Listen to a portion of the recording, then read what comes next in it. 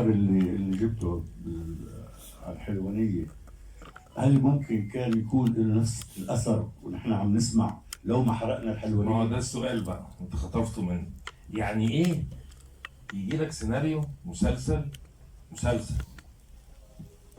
بسم الله الرحمن الرحيم، اللي يقرا بلد لازم تتبني، بلد تتبني كامله قرية. وهتتحرق، قريه يعني ديكور قريه كامله بالحاجات كلها وهتتحرق، فانت تقول لهم طبعا السيناريو قايل كده. ماشي، ما احنا ممكن نتحايل. انت بس كان ممكن ما يقولهاش، الله يرحمه اسامه كده، انه يعني كان عم بيقولها بالعشم، مش شرط علي احرق، بس انه قبل ما نصلي على النبي وناخذ ونمضي ونقرا ونتزوج الفاتحه. لازم تعرف انه لازم الحلوانيه تتبني القريه دي وتتحرق، تمام. ايوه انت لانه يعني المعنى موجود في السيناريو يعني. ايوه ماله، ما هو ده ما مش لا مش ما زعلان وكما بس. لو كنت بتحرق الفلوس. إيه، بس بمكانها.